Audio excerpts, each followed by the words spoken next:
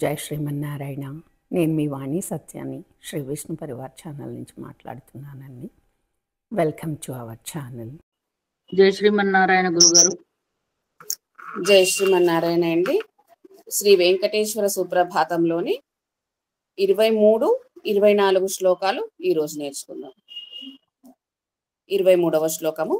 కందర్పదర్పహర సుందర దివ్యమూర్తే కాంతాకుచాంబురుహ కుట్మలలోల దృష్టే కళ్యాణ నిర్మల గుణాకర దివ్య కీర్తే శ్రీ వెంకటాచలపతే తవ సుప్రభాతం. ఒక్కసారి పదాలు చూద్దాము. కందర్పదర్ప, రాకు పావొత్తుంది, దర్పలో రాకి కూడా పావొత్తుంది. హర సుందర దివ్యమూర్తే, ఇక్కడ దివ్యాలో వాకు యాకారము, మూర్తే రేపైన పొల్లు తావొత్తు. కాంతాకుచాంబురుహ కుట్మ లలోల దృష్టే, కుట్మలో టాకు మావొత్తు, దృష్టే దాకు వట్రసుడి, షాకి పైన పొల్లుంది టావొత్తు. దృష్టే కళ్యాణ నిర్మల, లాకు యావొత్తు, నిర్మల మా రాకు మావొత్తుంది. గుణాకర దివ్య కీర్తే, దివ్యాలో వాకు యావత్తు, కీర్తే కీ గుడి దీర్ఘము, రే పైన పొల్లు తావొత్తు. శ్రీ వెంకటాచలపతే తవ సుప్రభాతం. సుప్రభాతంలో బాకు మహాప్రాణ్యం. అనురాధ గారు ఆఫ్ లైన్ చూద్దాము. అలాగే.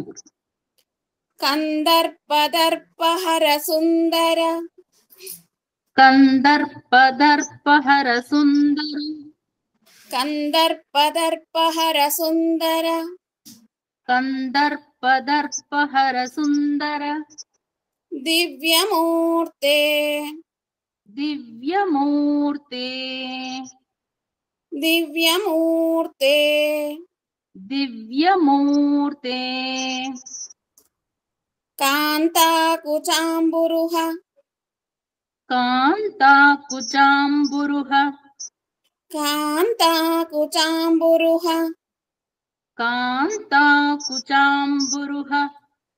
కుట్మలలోల దృష్టే, కుట్మలలోల దృష్టే, కుట్మలలోల దృష్టే, కుట్మలలోల దృష్టే, కళ్యాణ నిర్మల, కళ్యాణ నిర్మల, కళ్యాణ నిర్మల, కళ్యాణ నిర్మల, గుణాకర దివ్య కీర్తే, గుణాకర దివ్యమూర్తే, గుణాకర దివ్య కీర్తే, గుణాకర దివ్య కీర్తే, మళ్ళొకసారి. గుణాకర దివ్య కీర్తే, గుణాకర దివ్య కీర్తే, శ్రీ వెంకటాచలపతే, శ్రీ వెంకటాచలపతే తవ సుప్రభాతం. తవ సుప్రభాతం. ఇప్పుడు సింగిల్ లైన్ చూద్దాము. కందర్పదర్పహర సుందర దివ్యమూర్తే, కందర్పదర్పహర సుందర దివ్యమూర్తే, కాంతాకుచాంబురుహ కుట్మలలోల దృష్టే, కాంతాకుచాంబురుహ కుట్మలలోల దృష్టే, కళ్యాణ నిర్మల గుణాకర దివ్య కీర్తే, కళ్యాణ నిర్మల గుణాకర దివ్య కీర్తే, శ్రీ వెంకటాచలపతే తవ సుప్రభాతం. శ్రీ వెంకటాచలపతే తవ సుప్రభాతం. ఇప్పుడు 2 లైన్స్ చూద్దాము. కందర్పదర్పహర సుందర దివ్యమూర్తే కాంతాకుచాంబురుహ కుట్మలలోల దృష్టే కందర్పదర్పహర సుందర దివ్యమూర్తే కాంతాకుచాంబురుహ కుట్మలలోల దృష్టే కళ్యాణ నిర్మల గుణాకర దివ్య కీర్తే శ్రీ వెంకటాచలపతే తవ సుప్రభాతం కళ్యాణ నిర్మల గుణాకర దివ్య కీర్తే శ్రీ వెంకటాచలపతే తవ సుప్రభాతం. ఇప్పుడు మీరు నేను కలిపి మొత్తం శ్లోకం చదువుకుందాం. కందర్పదర్పహర సుందర దివ్యమూర్తే కాంతాకుచాంబురుహ కుట్మలలోల దృష్టే కళ్యాణ నిర్మల గుణాకర దివ్య కీర్తే శ్రీ వెంకటాచలపతే తవ సుప్రభాతం. ఇప్పుడు 24వ శ్లోకం చూద్దాము.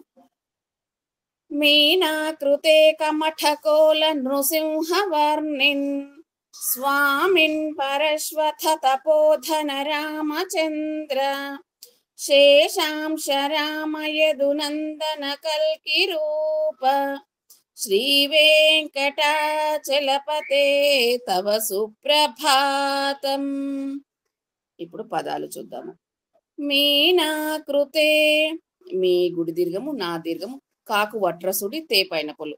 మీనాకృతే కమఠ ఠ మహాప్రాణము కోల నృసింహ వర్ణిన్ నాకు వట్రసుడి సింహ వర్ణిన్ రీకు నా ఒత్తు అనావత్తు సంయుక్తాక్షరము వర్ణిన్ నా పొల్లు. స్వామిన్ పరశ్వథ షాకు వావత్తు ఒత్తు థ అంటే మహాప్రాణము. తపోధన ధ మహాప్రాణము. రామచంద్ర చంద్రలో దాకు రకారం ఉంది సంయుక్తాక్షరము. శేషాంశ రామ యదునందన కల్కి రూప లీకి కావత్తు సంయుక్తాక్షరము. శ్రీ వెంకటాచలపతే తవ సుప్రభాతం బా మహాప్రాణము. అనురాధ గారు ఆఫ్ లైన్ చూద్దాము. అలాగే.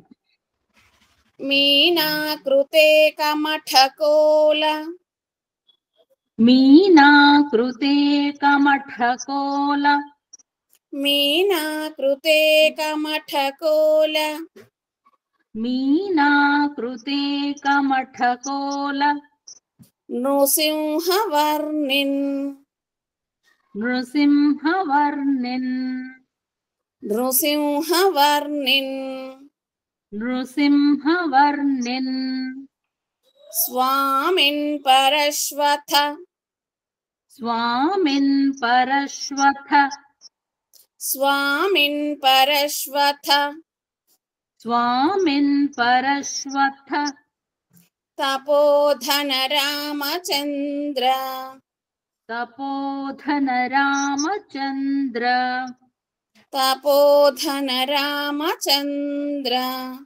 తపోధన రామచంద్ర శేషాంశ రామయదునందన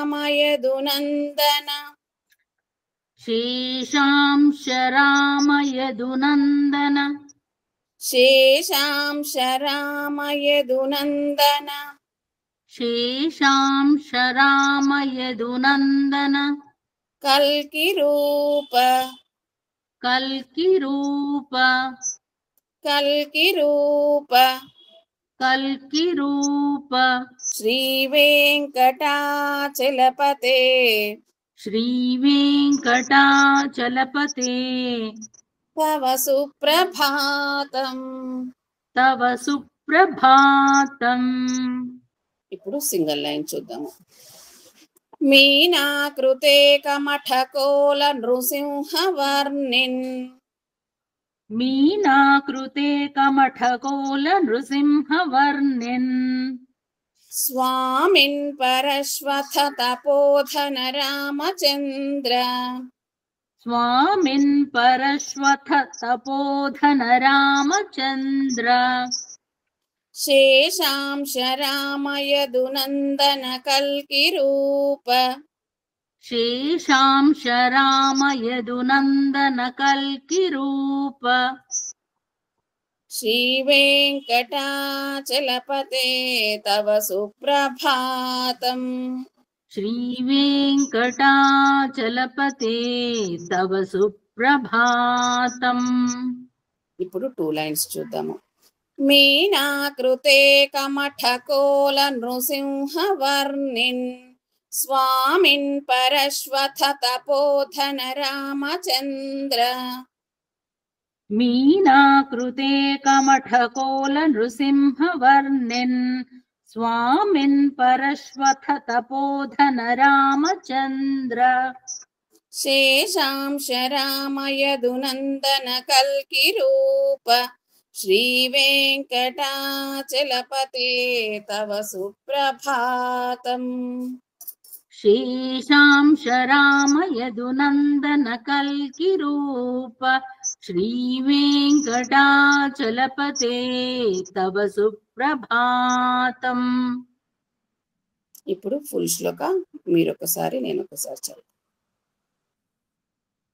మీనాకృతే కమఠకోల నృసింహవర్ణిన్ స్వామిన్ పరశ్వథ తపోధన రామచంద్ర శేషాంశ రామయదునందన కల్కిరూప శ్రీవేంకటాచలపతే తవ సుప్రభాతం.